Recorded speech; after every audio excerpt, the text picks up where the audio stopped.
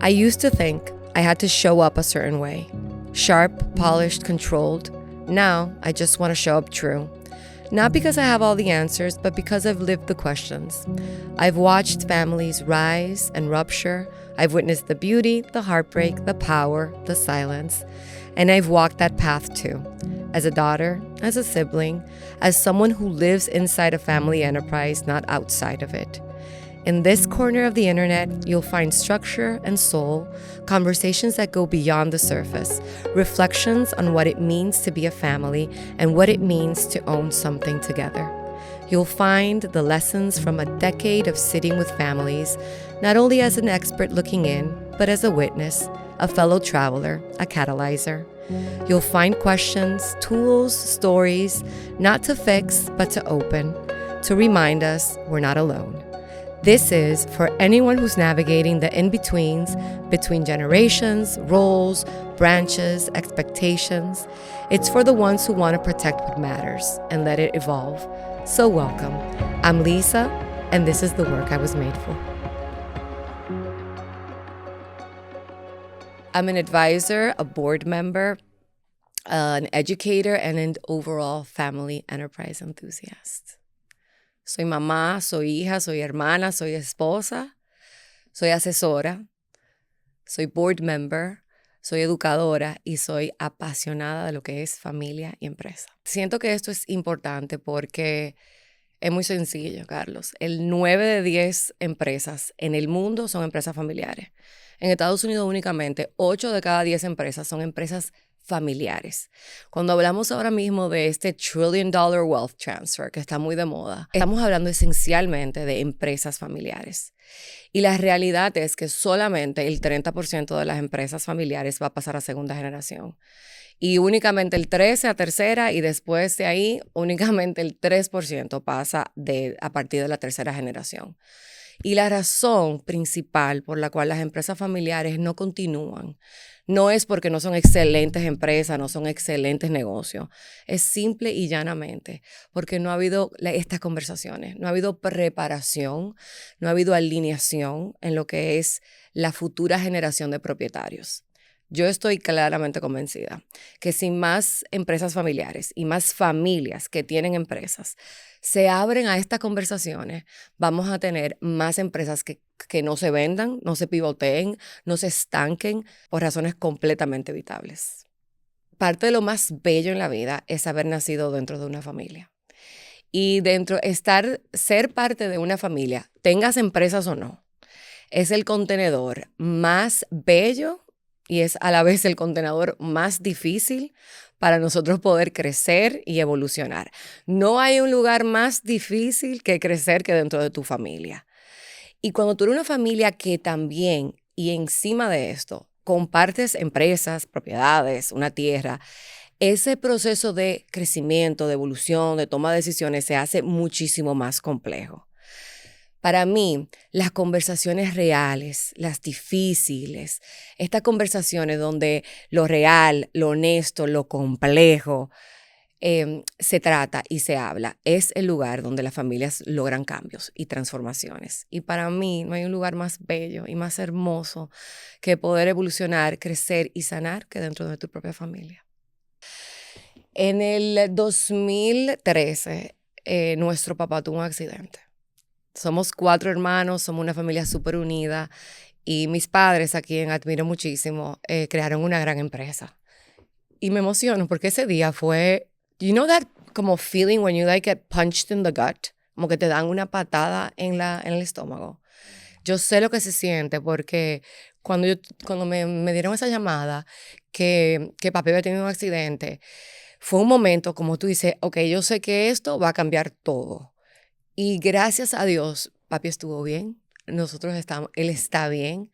Sin embargo, en ese momento, ellos que habían creado y habían fundado una empresa, nosotros nunca nos habíamos sentado a hablar sobre temas de continuidad o temas de sucesión.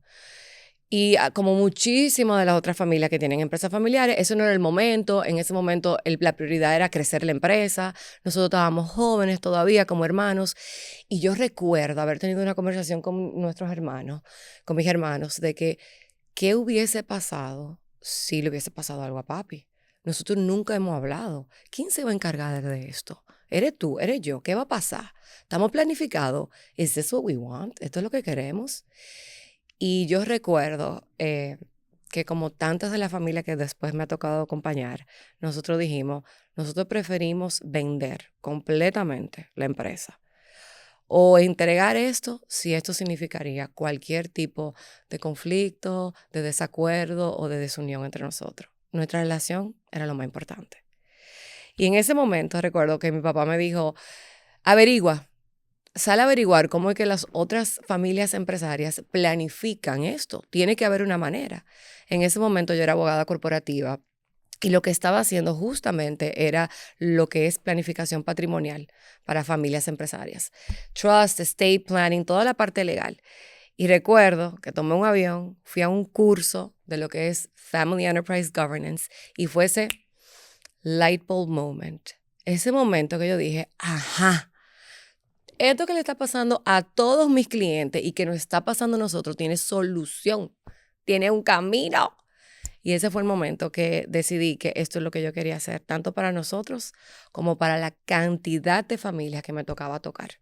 No dudé y ya hace más de una década que trabajo exclusivamente con familias empresarias.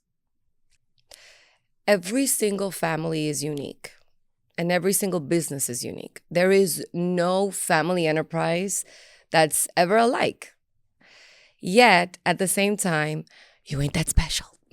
Every single family ain't that special because what they face and what every single family enterprise is going to face as they grow and evolve is mapped and it's known, the natural growth and conflicts and tensions. And so I would say that the number one thing that family enterprises face that causes them conflict and despair and sometimes breakage is the fact that they don't embrace change. Change is the number one constant in ourselves, in life, in our communities, in our societies, in our businesses. And those families that are able to move seamlessly from generation to generation in a way that does two main things: protects value, and value is more than just economic.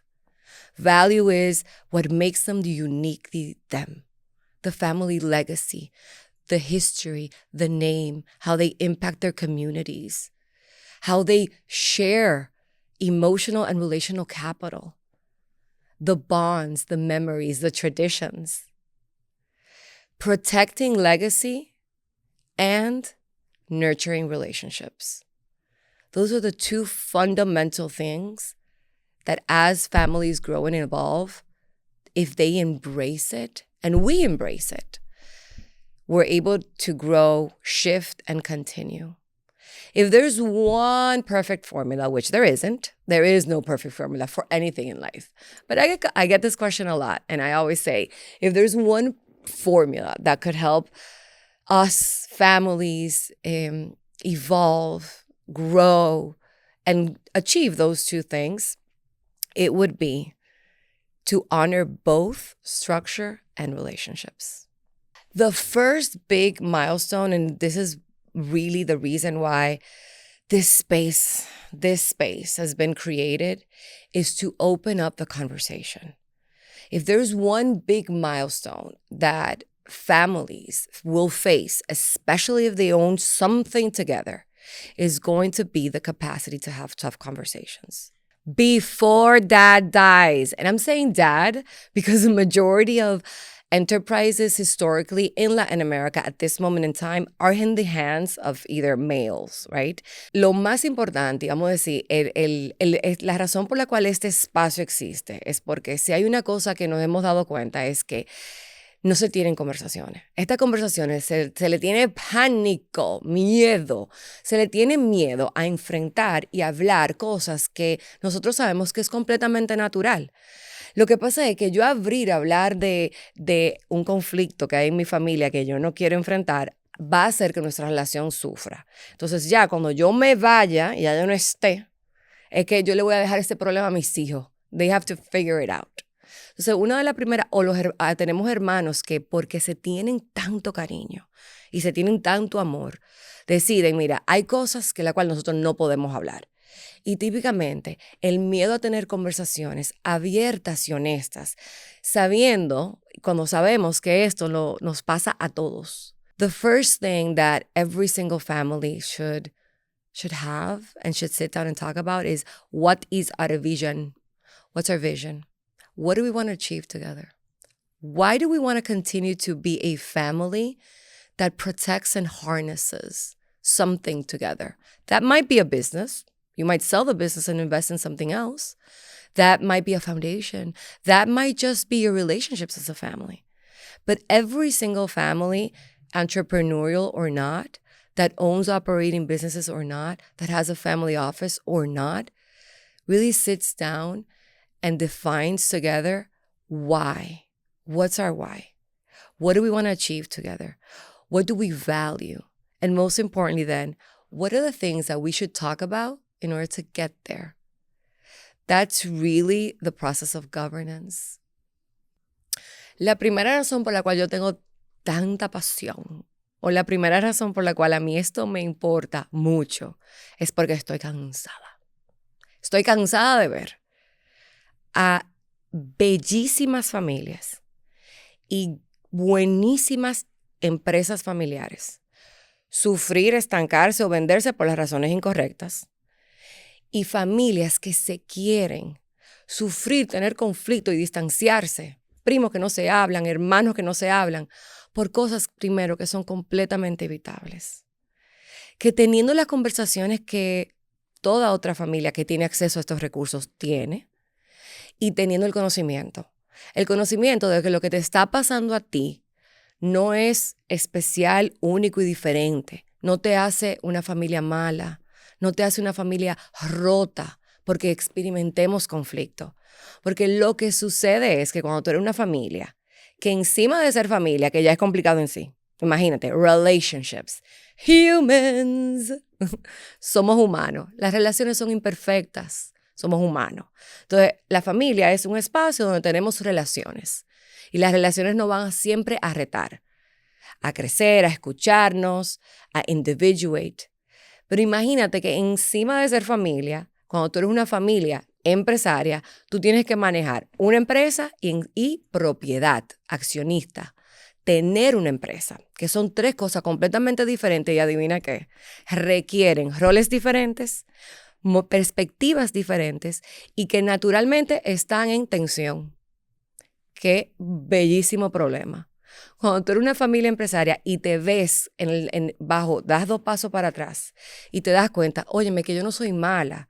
Por el hecho de que yo quiera accountability en la empresa, que yo quiera rendición de cuentas, o el hecho de que yo quiera salirme, yo no quiero ser accionista de esto, o el hecho de que yo quiero un camino diferente para mí, para mi vida, no significa que yo estoy traicionando el legado ni los valores de mi familia. Cuando podemos ver esos roles como naturales y podemos abrir estas conversaciones que muchas veces se tienen tras bastidores, se tienen escondidos o se tienen cuando ya finalmente es muy tarde. Hemos experimentado un gran conflicto que ahora lo que requiere es mediación y reparación.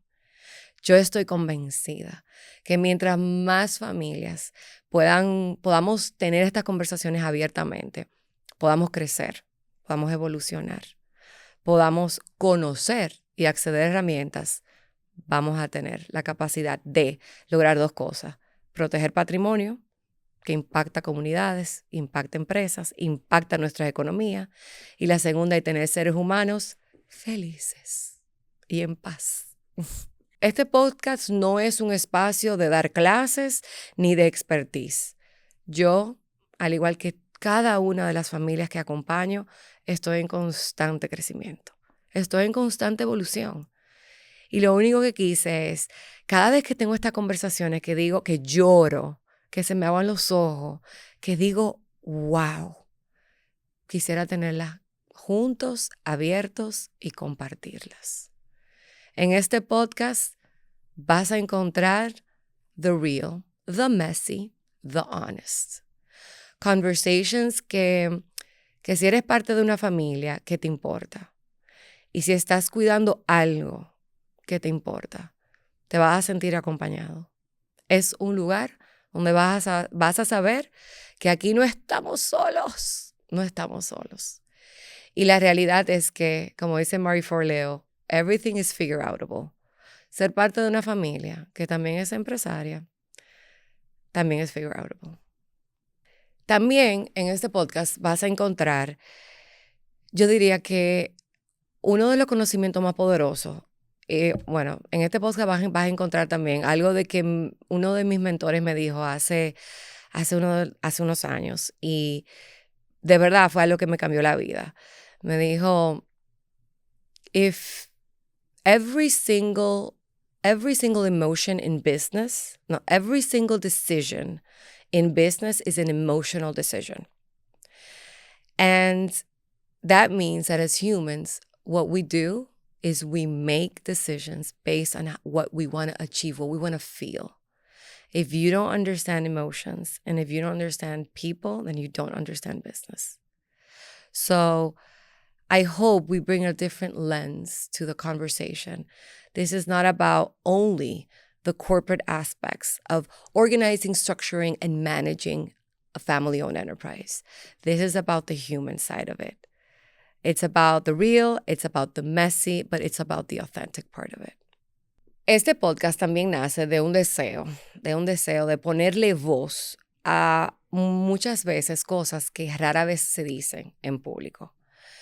Es un espacio donde podemos hablar de cómo realmente se siente crecer dentro de una familia que tiene o que comparte una empresa.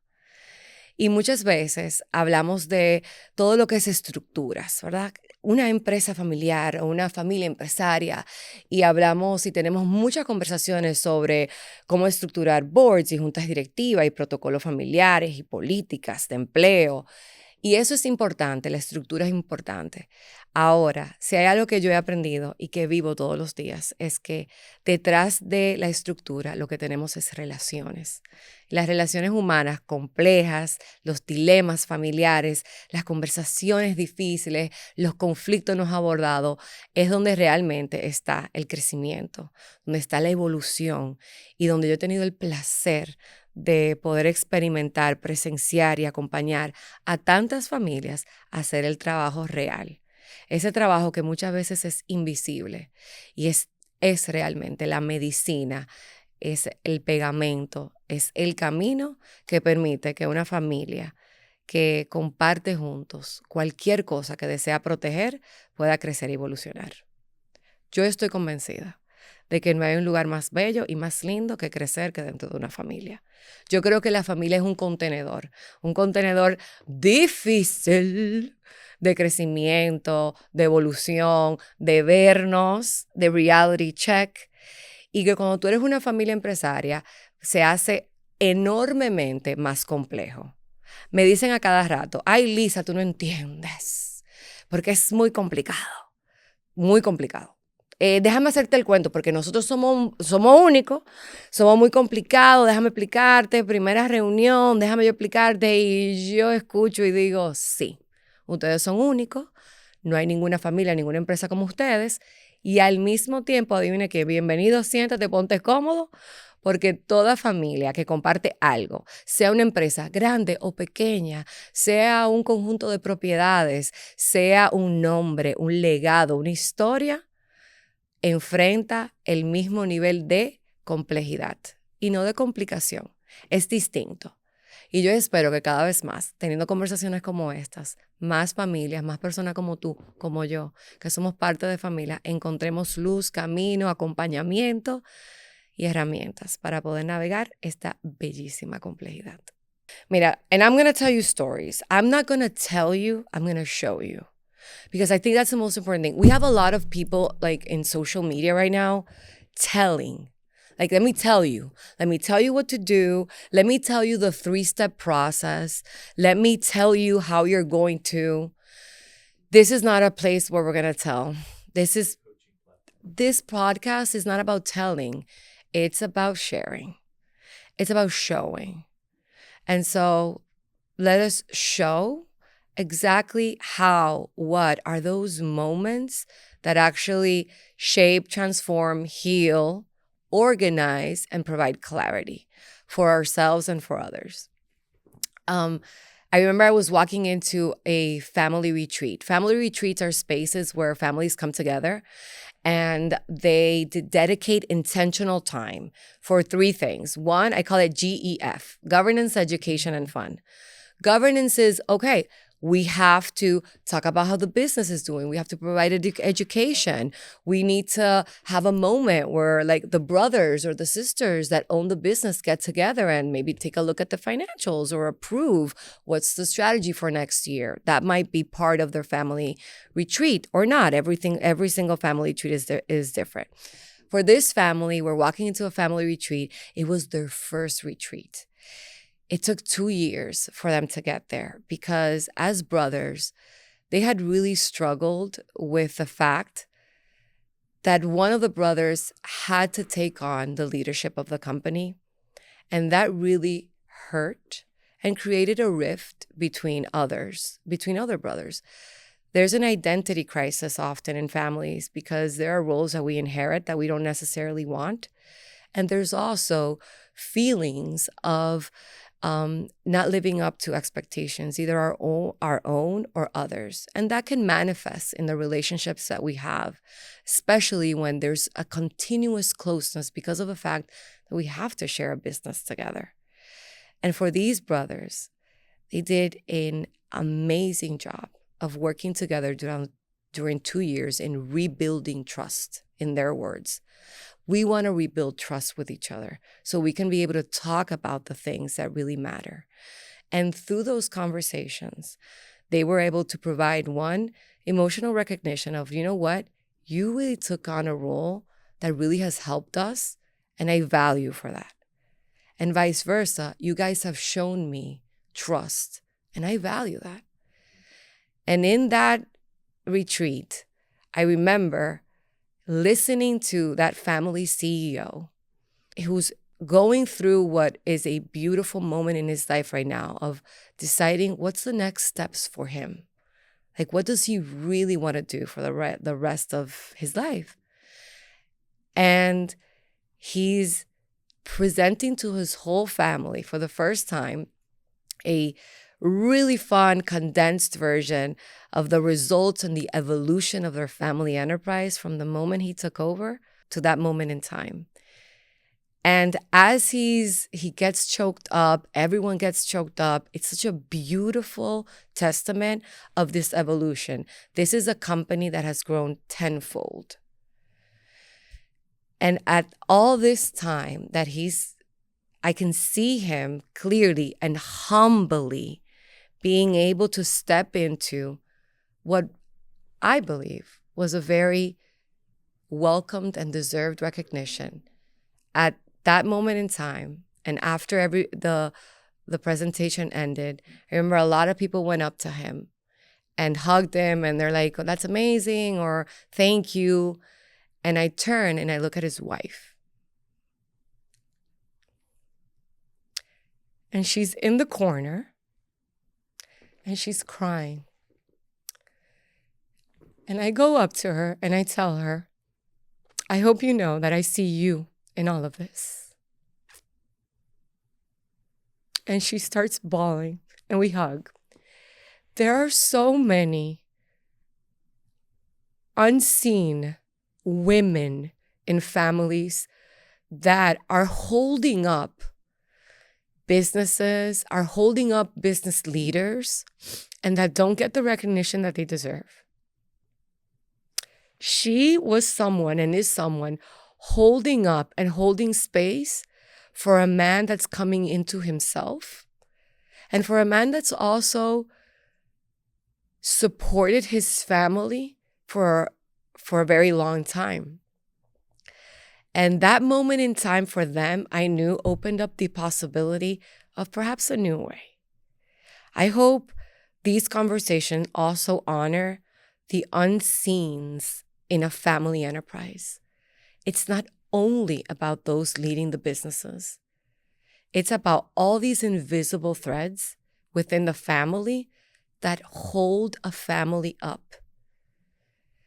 And then in turn, through whatever they own together, whether it be a business, a foundation, jobs that they create, communities that they impact, every single person within a family is a valuable part and asset of it. Thank you. Last week, I remember I walk in, and this is hilarious because this is what I get every single time I get invited into a Latin American space of G2 brothers. Second generation of brothers that are usually in their 60s are my favorite because these men are so powerful. They create millions of jobs. We're shaping economies. We're shaping literally Latin American communities through the jobs that they create, and they care passionately and deeply about their businesses. They are ready to build boards, bring in strategy, bring in finances, hire their next non-family CEO. I walk in and I'm in this beautiful Latin American country, and the first thing that they tell me is like, oh, listen, we are Greek, we are passionate, and we do not do any of this therapy, communication, hand-holding bullshit. And I'm like, why the hell am I here then? Because you know that as we're going to work together, we're going to work both on structure and on relationships. Fast forward 3 years, and 2 months ago, as I'm walking into our board meeting, we start the board meeting with breath work. Let us check in with our energy. These are all 3 of them. Let us check in with our energy. This is led by them. How are we feeling today? I want to take a moment and recognize something that you did yesterday that really helped me, and I want to honor and recognize what you've done. These brothers, through opening up the conversation, understanding that if they wanted to create a great business, it's really started by healing and solidifying the relationships between them. What we don't heal, we repeat. And so for them, it was less about having the right board, and it was more about having the right conversations. It completely transformed their relationships, and it has empowered the next generation. Here's the reality, and this is something that I always remind myself. My kids are not going to do what I tell them to do. And my kids are not going to do what I write down on a paper. So it's really not about a trust. It's not about a document. It's not about a policy. It is about what we live, what we model. So it is really about what behaviors are we modeling? Are we being kind and caring? Are we listening to each other? Are we changing? Are we accepting? Are we letting go of judgment? And are we embracing every single person in our family as a valuable part of it? The funny thing is, Carlos, when it comes to family, usually what triggers us most, it is just a mirror. It is a reflection of something that we get to heal within ourselves. And part of what I hope that we get to do is figure this shit out together.